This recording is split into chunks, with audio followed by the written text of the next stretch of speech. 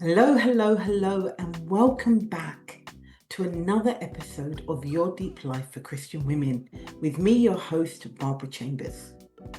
I remember hearing someone say life is difficult. And as a young girl, I assumed that once I grew up, life would be somewhat easier. But we know that that's not the case. Life shifts, it stretches us. It affects our emotional, spiritual, and physical well-being in ways we don't always talk about, especially when it comes to our bodies as women. Today's conversation is one of those topics. I'm speaking with Dr. Steffe D'Ornellas, a naturopathic doctor based here in Toronto, Canada, and the author of the Fibroid Freedom Method. She is a women's health expert who is deeply passionate about body literacy, helping women understand how our hormones, our monthly cycles, and even our emotional patterns are connected to our overall health.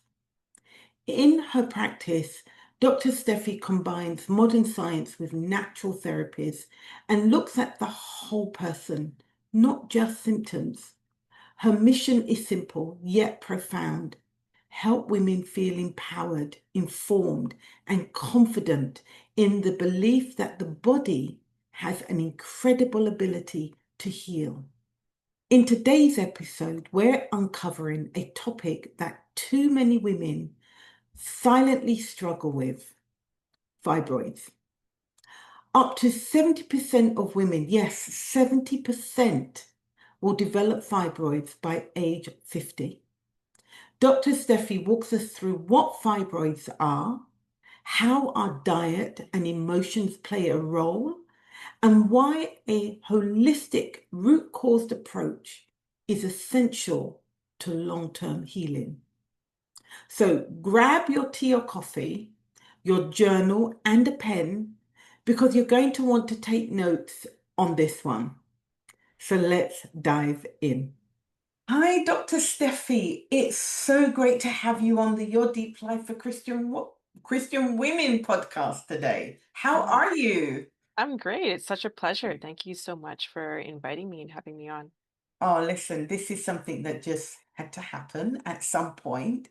It's just been such a pleasure getting to know you over the last few months, and I'm looking forward to this conversation and just you just sharing with us. So, I normally ask my guests this one question, and that's, what does purpose mean to you? Because we're all here for a reason, right? And Hmm. so I don't believe that anyone who comes on this podcast, God has not given them something specific to do Hmm. in their life. So I'd love to know, what does purpose mean to you, and how did you find your purpose? Two questions in one. Yes. So I think, what does purpose mean to me? I think it really is living out the gift that God gave you, Mm, that unique gift that we each have. Um, just that would be what your purpose is. And just thinking and reflecting back of like, what is my gift and my purpose that God has given me? I think it would be the gift of teaching, mm, and the gift of teaching, especially in the health space. mhm. It's something that came to me and like found me. And it's something I have like a deep passion for, that I think sometimes we don't even realize what our gift is until you see that other people, are like, oh, this is not coming to you as easily, Yeah, or people share like, oh, you do this so effortlessly, and you're like, okay. And then you just start realizing like, yeah, this actually is a gift of mine. wow. Yes. It's interesting because you're a naturopathic doctor, Hmm. and whilst you are working with women, working with your clients, you're not exactly teaching, but you are teaching, right? Mm-hmm. So how did you talk about, you said that you discovered that you're a teacher. Mm-hmm. How did you equate your purpose to being a teacher in your field? Great question. I I actually find, for me personally, it's like I would see myself more as like an educator, teacher first over a doctor. Mm-hmm. And that came about where I just started to really recognize that many people are just unaware of, what's going on in their bodies and whatnot. And if I can give people an opportunity to understand, that often can help them make better choices. And so a lot of, yes, patients come to me and I'm looking at blood work and explaining things to them, but Mm, often it's really teaching them back to the basics of, what it is to be a human in terms of like what you're eating, how you're moving your mm, body. mm, Um, and that kind of came to me even just through my own personal journey, to see how, some things that I could be eating or what I was doing, how that was starting to affect me physically. mm, mm. And through my own, health experiences, I think that's really what was a catalyst for me to then go want to share that with the world and with other people. Wow. So obviously, our experiences sometimes lead us into the direction of purpose, right? Hmm. You talked about your own health issues. Are Hmm. you willing and open to share what Yes, that absolutely. story, and how did it Absolutely. help you to become who you are? Absolutely. And so for me, I think one of the biggest catalysts, changing in the road, if you will, for me was when I was 25. Mm, And I'll always remember this, where that's when I learned I had a fibroid. mm, And so I went to the doctor just for like, a routine checkup. And I was sharing with them that I was feeling this like lower like pressure in my mm, lower belly. mm, And thankfully, the doctor was like, okay, let's send you for an ultrasound. And at this age, it's like I, had no idea what fibroids were, other than my mom had them and she mm, had to get a hysterectomy and mhm, removal of her uterus, but I didn't have like the full understanding of what it was. And so I remember went for the ultrasound, just was going about my day, do. Doctor calls and says, you got to come back into the office. And then they were like, you have a fibroid. And I always just remember that I felt so scared and mm, hopeless in that moment, because all of these things came up where it's like, I'm 25. I thought this is something that, women get when they're in their 40s or 50s. no, And then I also thought that, oh my gosh, like I want to have children. Like, what is this going to mean? Like, this is something that's happening in my uterus. And my doctor, where I would always say, bless them because they mean well, but they didn't really have any answers for me. no, none. They were just like, oh, this happened, you have black ancestry, your mom also had fibroids, so this is just something that, many black women get. Mm, Um, and to come back when you do want to get pregnant, in case, we have to look into it further. wow, And I remember going home that day and crying, wow, because yeah. it was just so much unknown. And Mm. then, then you go down Google, and thankfully there is Google at that, for me to have done that. And then just, reading like, oh my gosh, so I have like I have a cancerous tumor, and Mm, like even or not, it's non-cancerous, but it's just like it's still a tumor. mhm, And I remember just thinking like, oh my gosh, like so now do I have to start thinking about what it means for my fertility? And so that experience just really shifted things for me, because it was the level of, I need to figure this out. My medical team, they're very too nonchalant about mm, this. And I need to start, stop giving them any type of power. It's like, this is my body. I don't want them to fix me. It's like, I need to figure this out because they're not Mm-hmm. giving me the answers. Mm-hmm. Yeah. And this is where there really was divine timing, because right around this time was when I was entering naturopathic medical school. Right. And it was amazing because in entering school, I started to understand and learn more about the body through a very holistic lens. Yes. And that started the process for me to learn, like, okay, like, there is stuff that I'm eating that's not Yes. supportive of my body. My Yeah. hormonal, experience is not Mm. a great place. Mm. My body's not detoxing things well. All of it just literally opened up a whole new world for me. And, even reflecting back, it's like, I don't know how my naturopathic medical school experience would have been. It's like, yes, I still, wanted to be a naturopathic doctor, but I Mm-hmm. think having my own personal situation, if you will, that I was going Mm. through with my health, it Mm. just really shifted, I think, how I was going through school. Wow. And, through that, I was able to heal myself. And Wow. so I was also someone who had debilitating period pain. Mm-hmm. Since I got my menses when I was 12, 13, I would have such extreme pain every month where if I didn't take painkillers, whether it be like a Tylenol or ibuprofen, I used to throw up. Like, my pain was so significant. Wow. And so that happened every month. There was just like, when my period started, it's like, okay, had to be on the round the clock of taking my Tylenol, making sure I don't go past, the Mm. 6 hours before, Mm. because then the pain would start back. Mm-hmm. And that happened every month up until I was 26. And so 26, I was now a year and a half through naturopathic schooling, Mm-hmm. learning all these different things.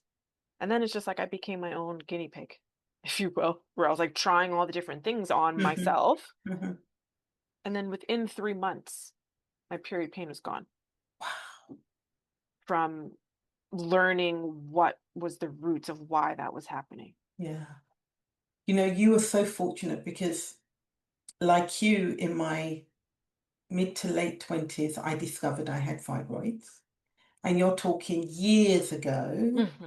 when there wasn't really internet as such Hmm. that could give us information. And the doctors were very unaware of what fibroids, they knew what fibroids were, but they didn't know how to treat it. Hmm. And at the time, I remember my doctor, the first time we discovered it and he lasered it out, Mm. he said, for it not to grow back again, Miss Chambers, the best thing for you to do, this is in the UK, right? So this is not Canada or the US, it's in the UK. My doctor said the best thing for you to do would be to have a baby. And I kind of looked at him and I said, well, how is that possible? I'm not dating, I'm single, I'm not married, I'm single. And there's no prospects. It's not like I've seen somebody and it's going to become something. And he goes, well, I think that would be a solution for you. And I was like, the devil is a liar. You're not going to make me a statistic. Seriously, I was like, It's, you're not going to make me a statistic, right? yeah, and it's, Single parent mum with a child just because I need to get rid of a yes, fibroid. and I think it's the craziest thing, even though it is a thing where so many doctors, unfortunately, like, that's their prescription. Get pregnant.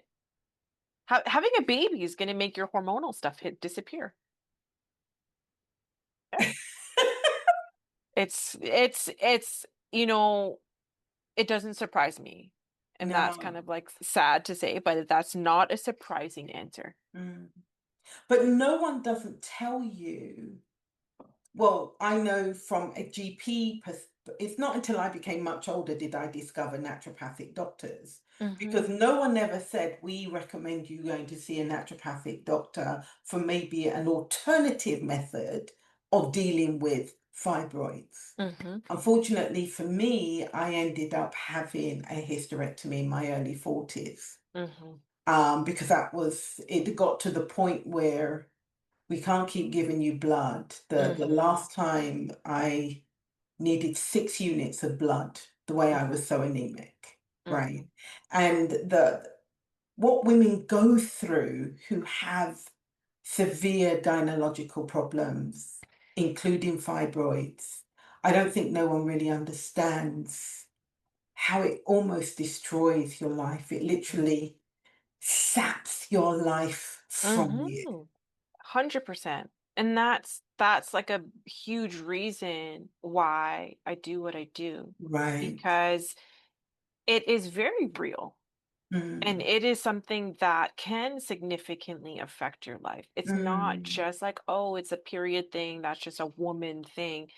It mm, can change your like literal plans where, you could be going into the office, you know that your flow is heavy, so you're packing extra clothes in the car mhm, just in mhm, case. And sometimes if things leak through, you have to leave work. mhm. It could be you not planning a vacation because it's going to be your period week. Well, I think even worse than that, you can't even get I struggle to get into a relationship with That anyone too. because I'm Constant dealing bleeding. with this constant bleeding. So, Mhm. there's no level of intimacy beyond, do you know what I mean? And Yeah, it was like, 100%. I just felt like I couldn't be with anybody because I'm dealing with this medical condition.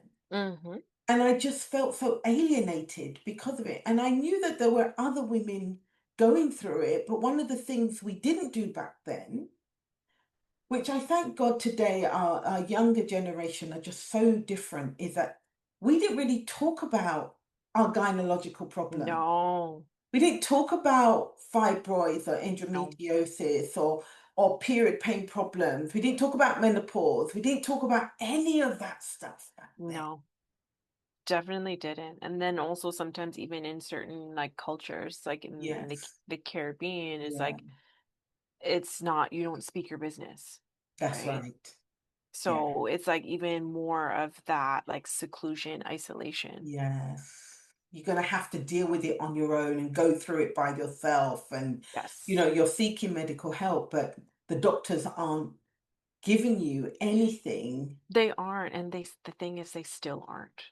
And so this Mm, is where I come in, where I mm, want to offer women an alternative view mm. where there is a level of like we still need our medical conventional Yes, doctor team. We absolutely. we need them, but we need to remove f- from just them being the only option. Mm, It's like they're not the only option. They're a part of it, but they're not the only thing. Because doctors are still, they only give pretty much they only give like three solutions, if you will, when it comes to fibroids. It's either mm-hmm, to watch and wait, mm-hmm. it's either to get an IUD or like a strong medication called Yeah, Lupron, yeah, or it's a surgery of some kind. So the yeah, surgery is to remove whether it's just the fibroid itself or your uterus completely. yeah. And so there doesn't leave any like in between for people, one, that don't want those options. But then this is also, it's like if we can get to the roots of why fibroids could be growing in the first place and we just like cut things off from the root, we might not need to even have to explore those other options. And that's what I love teaching women. Right. And I think that's the education that's missing. And Yes, it needs to be taught not just to women with fibroids, but to young girls in schools, yes, I think. I Young agree. girls in schools who are entering puberty and having that first menstrual cycle, I right? agree. It's not just teaching them in school that they will have a menstrual cycle and what that means in respect of procreation, right? Hmm. But it's about what does that mean to your body and how do you take care of yourself Hmm. physically, emotionally, Hmm. and mentally as you go through this new phase of Yes. your life of having this regular thing happen to you every month. And I know for me, I'll be honest, by the time I got to having my hysterectomy, I was so grateful that I didn't have to go through it anymore. Yep. That's what because happens it to so had many people. been such a bad experience. And the reality is, and this is some of the reasons why I do this podcast and why I do the work that I do, is because I believe each one teach one. Mhm. Each one of us has a purpose of changing the legacy of our next generation. They don't have to go through what we went through. They don't have to experience what we experienced because we have the knowledge and the experience. And now we can tell them and share it with them Yes. and say to them, okay, this is what I did, but you can do better. Yes. Hmm. So how are you making the difference in your generation? I love that you brought this up because that is something that is also very important to me, Mm-hmm. is to teach these health and basically body literacy, like body fundamentals. Wow. It's so important, especially as young women. And it's also important for, women that are young mothers or like mothers with young children Mm-hmm. to have these ideas so they know when that time comes, they're able to teach their daughters this information. Mm. Because similar, to you, it's like it was the same thing for me. It's like when we are, of that young age, in our teens, Mm-hmm. we're often taught about, pregnancy prevention That's right. and that and whatnot. It's very important. But then we're also not taught about like, okay, what is our period? What is a healthy one supposed to look like? What Mm. are some things that we could be, doing in our day-to-day life that can be influencing that experience? In a Because that, positive way. hmm Right, right. and that's also something where this comes up quite a bit in practice for me, especially when I see like young teens that might Mm. have some period challenges. Mm. It can really highlight how our lifestyle is influencing our health. Because as teenagers, it's often coming down to the sleep they're not getting because they're often on their screens, Right. the foods that they're eating, the busyness of their schedule. Mm-hmm. And that's all morphing into their body going into a protective mode because it's like, this is too much or this is not actually nourishing me. Yes. And when that happens, our body's smart. It's going to start creating signals of protection, which often can show up like period pain, heavy bleeding, Mm. acne. All Mm. of those are just symptoms of our body trying to tell us that it's feeling off balance. Mm. Wow. So I love how you talked about you use the terminology body literacy, right? Mhm. And just really having a true knowledge of what is going on within us, how we can take care of one another. Um,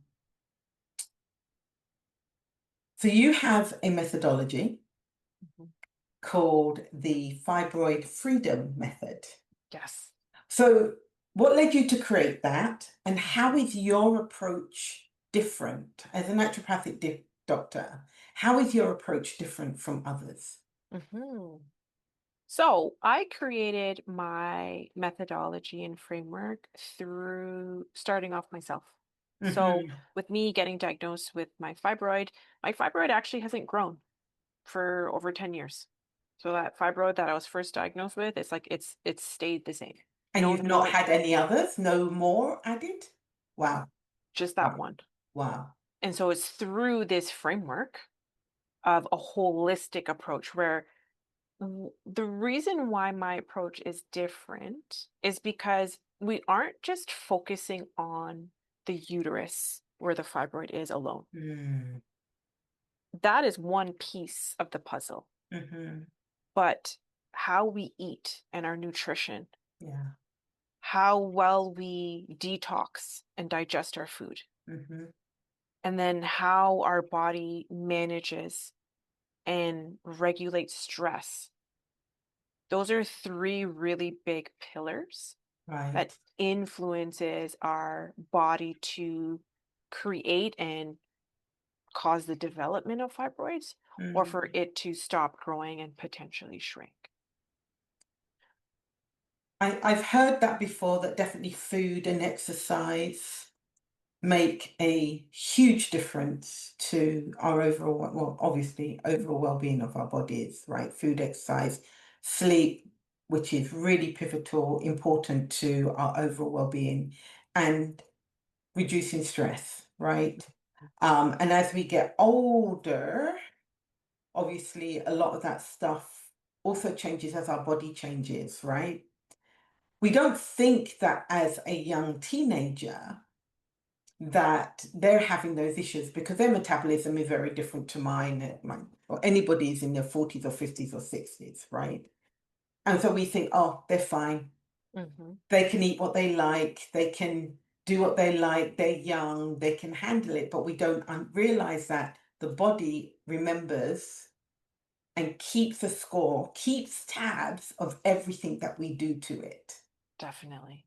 And so even though we've got kids in our teens or even in their early 20s, their body is still not only developing and adapting, but it's also taking in, the mind is taking in everything that they're doing to it. Yes. So how does fibroids initiate in the body?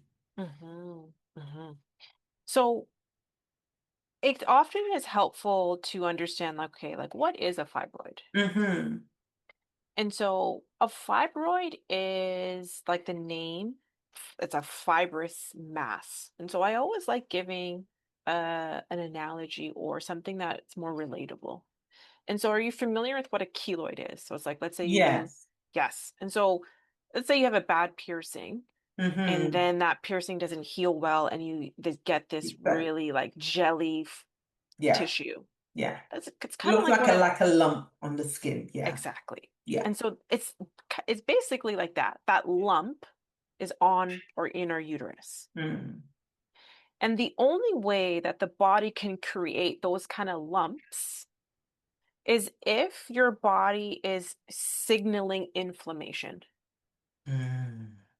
And so inflammation is something our immune system creates. And the immune system will only turn on inflammation when it feels the need to protect itself. Mm. And that level of protection could be coming from numerous things. So it's like, are you eating foods your body doesn't like? If that happens, your body puts in on a protection mode, inflammation turns on. If you're not having a healthy relationship. And this is the thing when I also bring up, sometimes when we hear the word relationships, we can automatically think, romantic ones. No, it's any place, work, family, Yes. any place you're in a Mm, relationship with someone and it's stressful. yes. Oh my gosh. That can turn on inflammation because Mhm. the body's like, danger, this doesn't feel safe. I'm going to turn on inflammation. And so inflammation is getting turned on multiple times. And Mm. when the signal gets bigger and stronger, we just mix in a little bit of hormones with that. And then the body starts putting down fibrous tissue. And so inflammation is the major driver of fibroids because that's just like the natural process that the body has, where it's like if inflammation is bad enough, it's going to create fibrous tissue. Same way that, if we have like a surgery or something, we get scar tissue. Mhm. It's the same kind of thing. But let me ask you something, because I don't think people understand that inflammation is the root of most diseases and illnesses in our bodies, right? Hmm. This is what I've heard. I'm not a medical doctor, so let me just put it out there. I am not the doctor. I'm not a medical doctor. I'm not a naturopathic doctor. It's just what I know and have heard through my own reading and learning. when we're in a heightened state, our auto nervous system is in a heightened state. We go into this called natural fear or flight. Mm-hmm. And so we are either trying to protect ourselves in one way or another, right? It's either defensively or we shut down. Mm-hmm. But what people don't realize is that the body produces cortisol, adrenaline, and cortisol. And if we're staying in that state on a consistent basis, Mm-hmm. what happens to our body? Creates inflammation. It creates inflammation. Mm-hmm. And so for women, especially us as women, right, who are dealing with maybe single parenthood and they've got multiple children, they're going through a divorce, they're Mm-hmm. trying to manage 2 or 3 jobs at one time, or they're trying to just keep themselves together, right? You're constantly in this protection mode. You're constantly in what we call survival. So when you hear a sister say, I'm just trying to survive. How are you? I'm trying to survive. I'm just trying to Mm-hmm. get through another day. I'm just trying to. That is our stress Yes. talking because we're just trying to get through Yes. that moment in time, that day in time. But what we don't understand is we think we're just trying to get through, but the body, what's happening inside our body, something else, inflammation is just growing. Yes. It's literally like foot on the gas when that's happening. Whew. Oh, come And on, talk. and so this is also too where I like sharing this stuff starts when we're young. Like you brought up a great point where, sometimes we have the fallacy of thinking like, oh, late teens, early 20s, they're Fine. young, they can handle it. Mhm. Mm-mm. Their body's already overwhelmed. And so it's like if these processes are happening from, adolescence, childhood, Mhm. there's only so much our body can take, where our body's finite, where there is a level of, resilience and Yes, adaptability. yes. But what happens for a lot of us is we have burned through that. It's like that like extra, cushion, it's gone. And so this is when that inflammation just starts creeping up. And when we can get these unfortunate, what I call a health crisis diagnosis, whether it's a fibroid, whether it's an autoimmune condition like Mhm. MS or lupus, whether it's unfortunately cancer. Mhm. Or any other type of disease, hypertension, Yes, that's a big one. diabetes, all kinds of stuff in Hmm. our body. Yes. And so how can one take care of themselves? How can one manage themselves better? Hmm. I mean, we're Christians and we pray. Hmm. And most women are praying, but they're still going through every day. Hmm. They've not learned how to fully silence the noise to be still enough to allow their body to recalibrate. That's exactly it right there. And so this and that's it's like exactly what I wanted to say. Sometimes it's like we just go what I call go with the motions. So Mm, like we can take time to mm, pray. mm, But it's like what's underneath that? What's the principle behind that? mhm, It's the stillness. mm, It's the going quiet to reflect. And I think so many of us in this society don't actually take that time.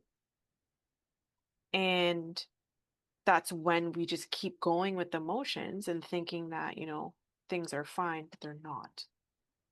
Because if we could kind of take that time to be still and mhm, reflect, mhm.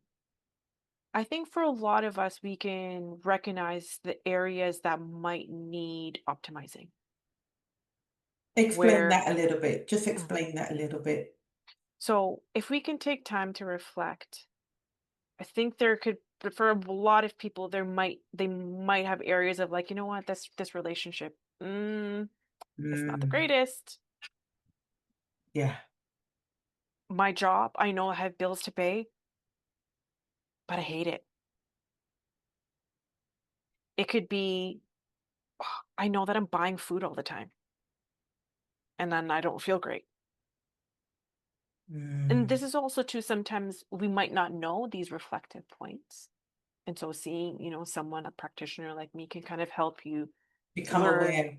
yes, It's becoming where to aware. like, yes, becoming aware of the areas that you might have blind spots. Mm, But I almost would guarantee there are certain areas that deep down. You might not know all of them, but you definitely know one of them. yeah. I, as a life coach, I work with my clients, and when my clients come to me and they're like, I can't sleep, I'm struggling to sleep at night.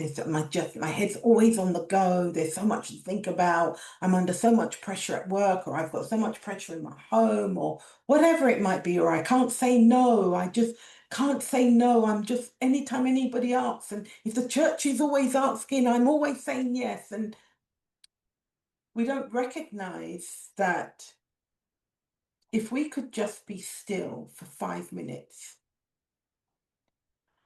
And I say to my clients, I know you pray, and that's great, but after you've prayed and you've worshipped, take 5 minutes, even 5 minutes, just to sit still, just to Mm, sit still, and to allow the Spirit of God to refresh you, and to allow your ears to become attentive to what the Spirit of God is saying to mm, you, right? Because it's in that stillness, we forget that relationship with God is a two-way communication. Yes, we pray, but what are we hearing in response? And it's that mhm. stillness that allows us not only just to hear God give us direction, but allow our bodies to also just recalibrate. Yes. I think the misconception in our day, in our today, in our society is that people have substituted social media as stillness, Yes. That's huge. right? We will, if I'm on my phone, if I'm just being distracted by other people's noise, then I don't have to listen to my own. And so Yeah. we've substituted being healthy for something that is actually just as damaging to our health. hmm that's huge. And what's coming up for me with what you just shared is Mm. the concept of presence. Yes.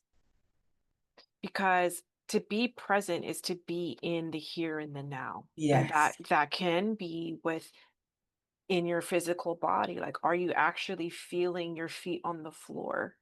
Are Mm. you observing your environment? Yes. Are you feeling the sensations in your body? Mm.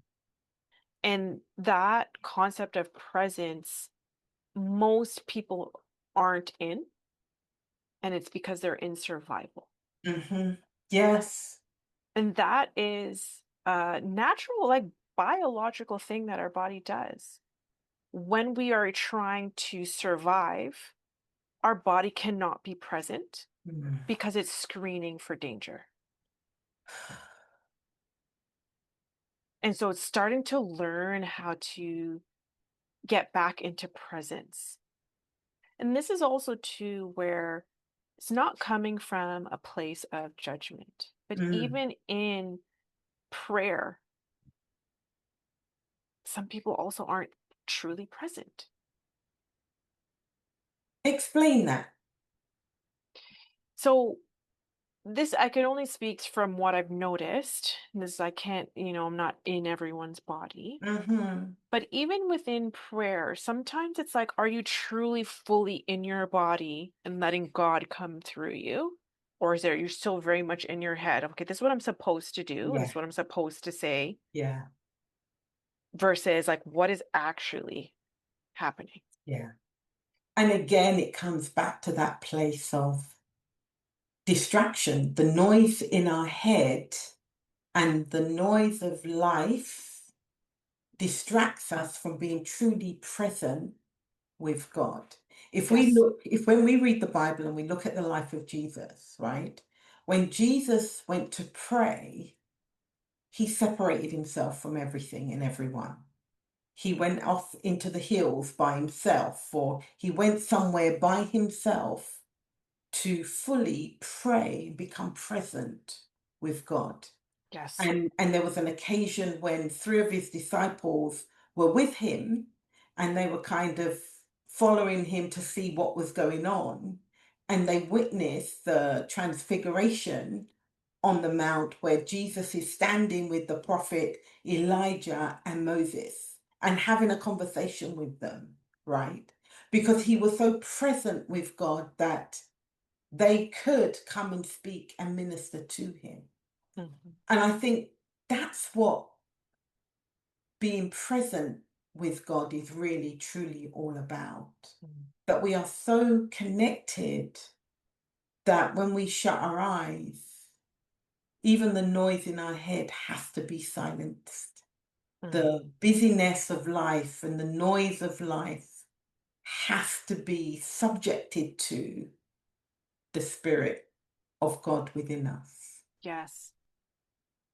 I really appreciate you sharing the not just from the physical medical perspective of how we can take, and I know this is just one aspect of it, right?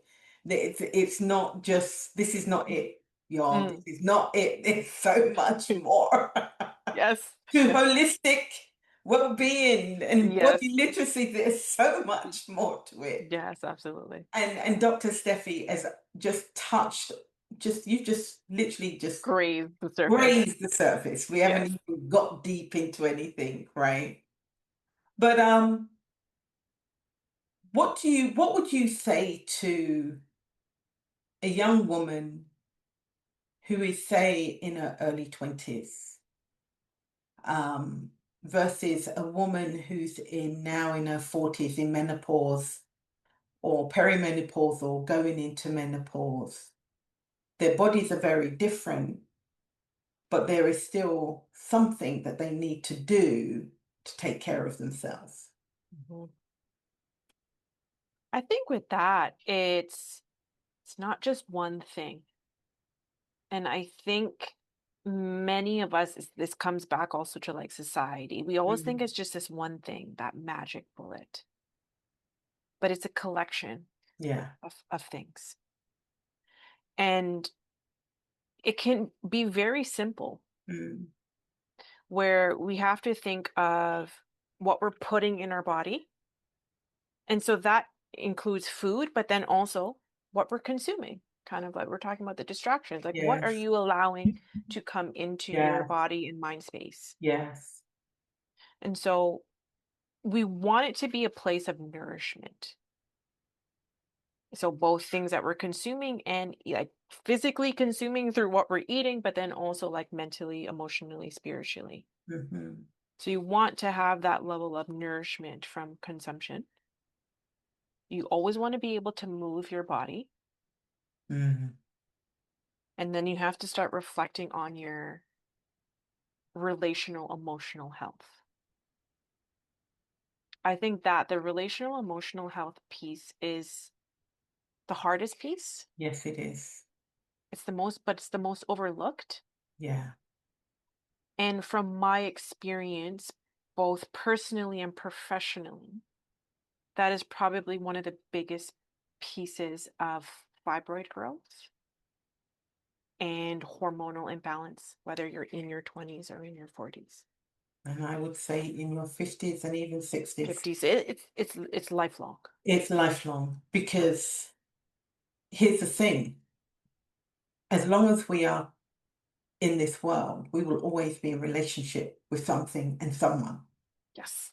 And how we manage ourselves and how we manage those relationships. How we manage those relationships is very dependent on how we manage ourselves, 100%.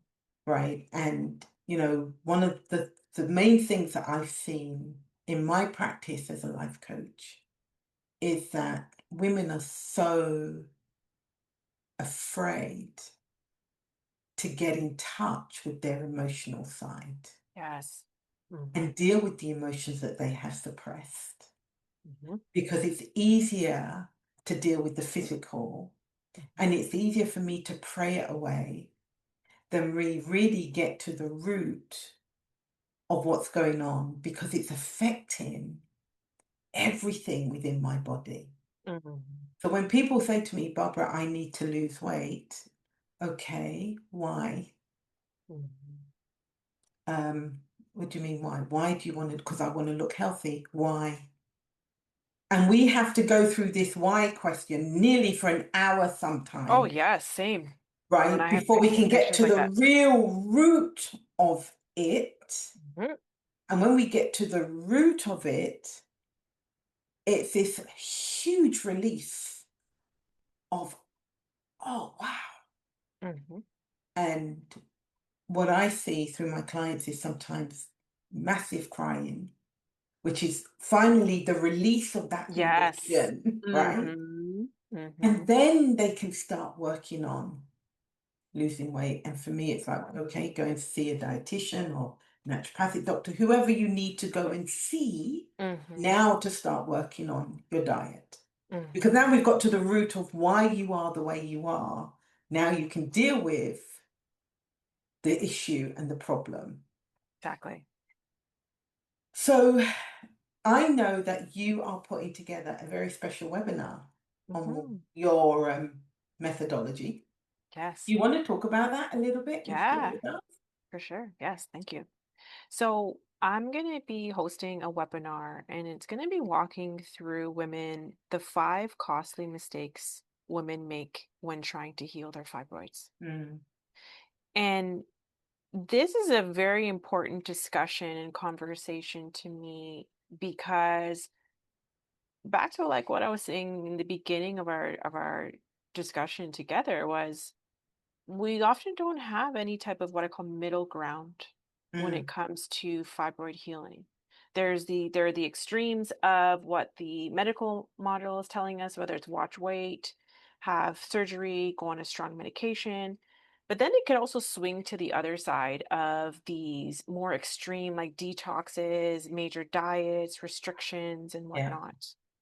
And so I really want to highlight to women what their options are and a plan that they can follow and not to fall into a lot of the mistakes that I have done and along my fibroid journey, as Mm-hmm, well as a lot of what of my patients have done. mm-hmm, mm-hmm. Because if there's one thing I would say, there really is a way to get through fibroid healing that doesn't require a lot of restriction and it's something that is possible.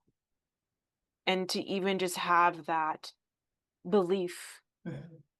is a big shift for some people. Yes. Yeah. Yeah. Is this also preventative? This webinar is also about how to prevent getting fibroids?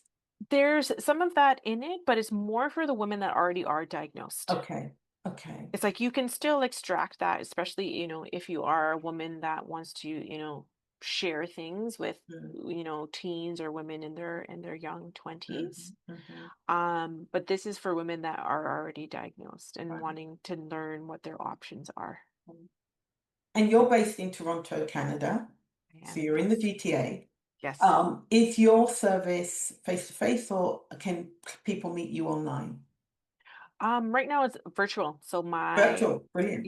my practice is online. And so if you are in Ontario, then you can come see me and I can help you out Yeah, that's right. Unfortunately, the laws are very weird here in in Canada. Ontario. In Toronto, yeah. You can only work with people in Ontario, right? Yes, Right. yes. Yes. In my one-on-one practice. Yeah. I Yeah. have other ways I can help women. Yes. Okay. Good. So I would say visit Dr. Steffi's website. It's all the details will be there. Yes. Yeah. I'm going to put all those details in the chat so you can reach out and contact her either by her website or on Instagram, which she is on. Dr. Steffi. Yes.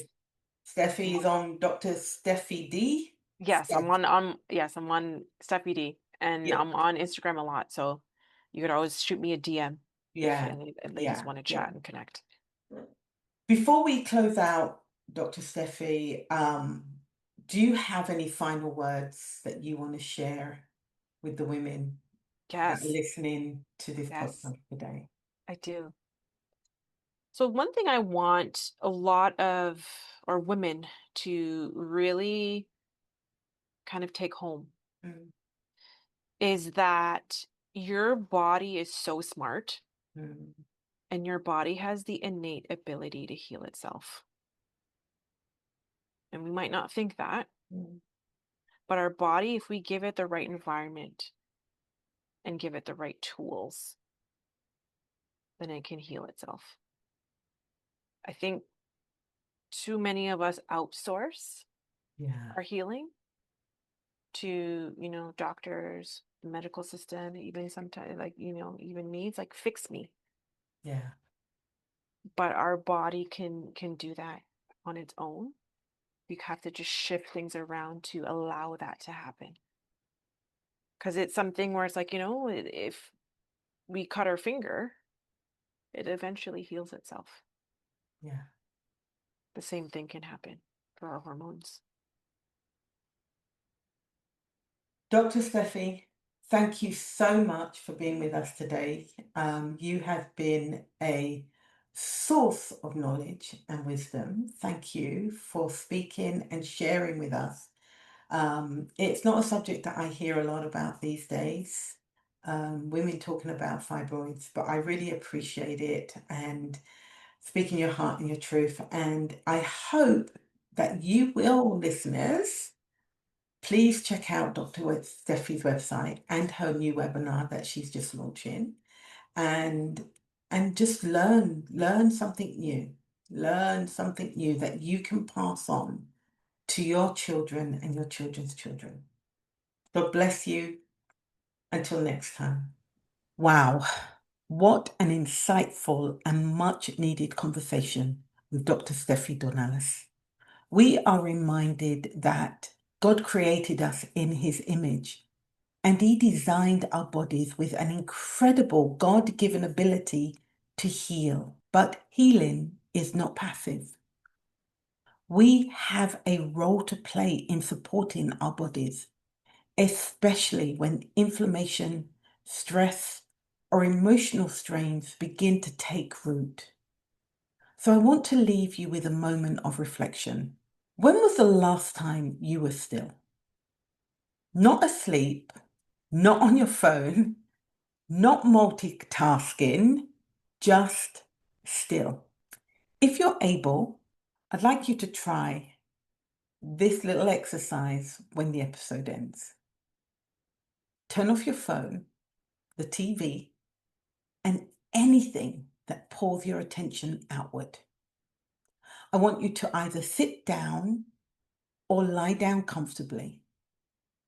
Then close your eyes and simply breathe slowly, naturally, and just focus your mind on the rise and the fall of your breath. That's as your breath is going in and out. I don't need you, no fixing, no striving, just being in this moment. In that simple act, your nervous system starts to calm. Your body shifts out of stress mode. And if you practice this for even 5 minutes a day and add a few minutes each week, you may notice less mental noise, less tension, and more clarity in your mind and spirit. Remember, This podcast is for educational purposes only. So if you are experiencing chronic stress or dealing with a medical condition, please consult your healthcare professional. All links and details for Dr. Steffe's practice are included in the show notes. I hope you enjoyed today's episode, and I just want to say thank you for joining me. Until next time, stay in peace and bye for now.